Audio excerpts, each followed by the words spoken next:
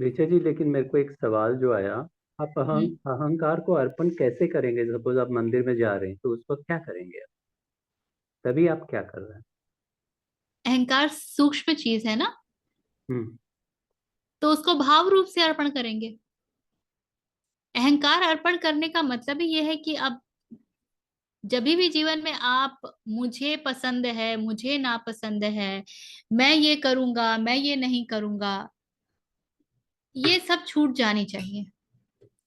All of this should go away. अहंकार अर्पण करने का यही अर्थ है।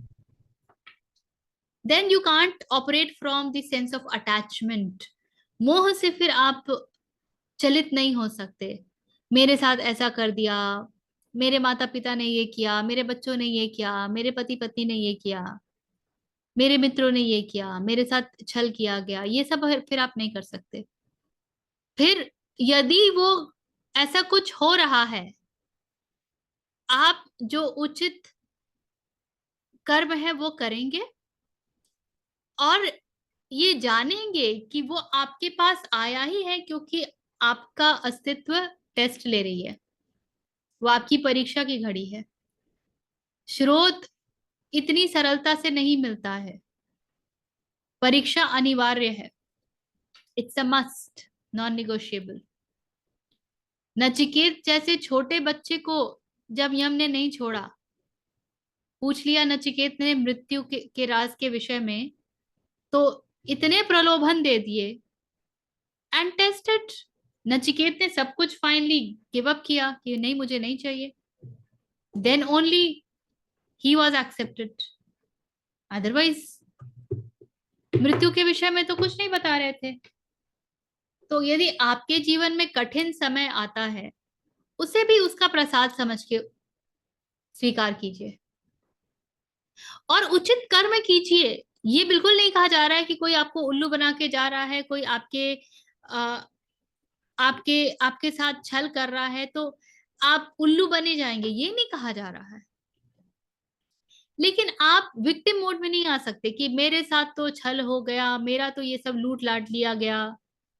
अपनी क्षमता अनुसार बिल्कुल लड़ जाइए, और उसके बाद जो भी होता है सहज स्वीकार।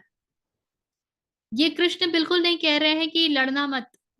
कुरुक्षेत्र के बीच में हो रही है गीता, भूलिएगा मत। अपने कर्म से पीछे नहीं हटना है किसी भी क्षण, किसी भी कीमत पर। कर्म अपरिहार्य है, इनएविटेबल। ठीक है। कहना चाहता था ऋचा जी, देखिए, आप जैसे बोल रही हैं, अहंकार रातों रात तो गिरेगा नहीं। ठीक है।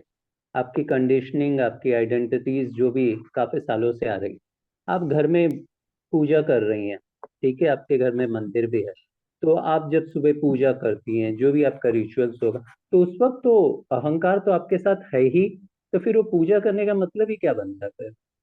या आप अहंकार गिरने का वेट कीजिए, माइंड एकदम प्योर होगा तो आप मंदिर में जाइए या पूजा कीजिए।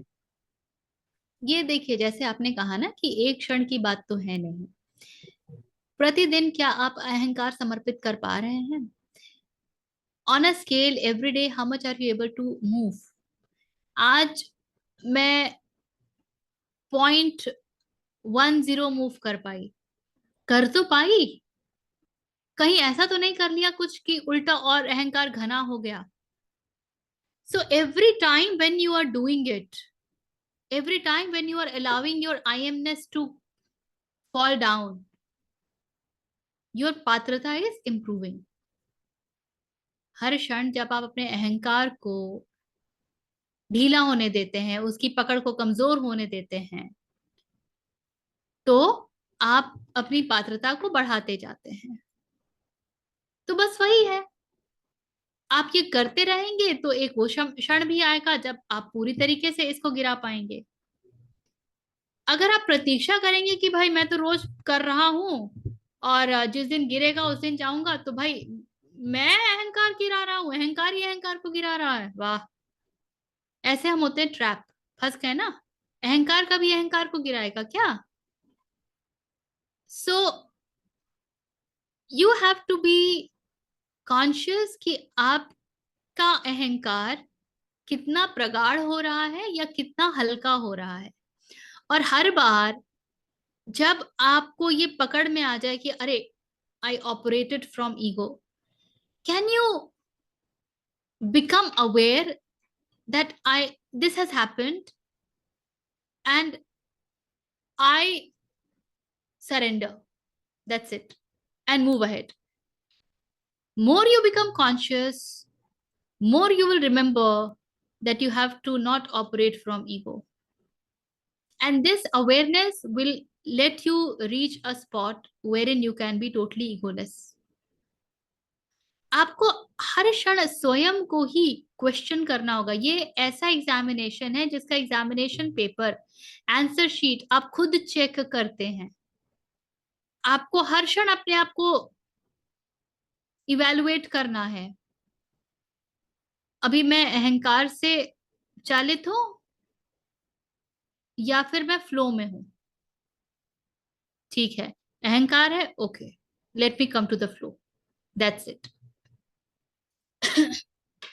And more you do it, easier it becomes, and more you are able to do it also. दिन में शायद पहले आप पूरे दिन में 24 घंटे में एक ही घंटा चैतन्य रह पाए, वो एक घंटा बढ़ बढ़ के 6 घंटे में परिवर्तित हो जाए, 12 घंटे में परिवर्तित हो जाए। और फिर वो समय आएगा जब आपको प्रतिक्षण मालूम होगा कि आप किससे चल रहे हैं। बस इतना ही करना है। ठीक है, धन्यवाद धन्यवाद। अपने लिए एक और माइलस्टोन मत खड़ा कर लीजिएगा कि जब अहंकार गिरेगा तब जाऊंगा, हो गया फिर। नहीं, वो आपने सही कहा था, अहंकार ही अहंकार को गिराना चाहता है। वो अच्छा लाइन है। Thank you.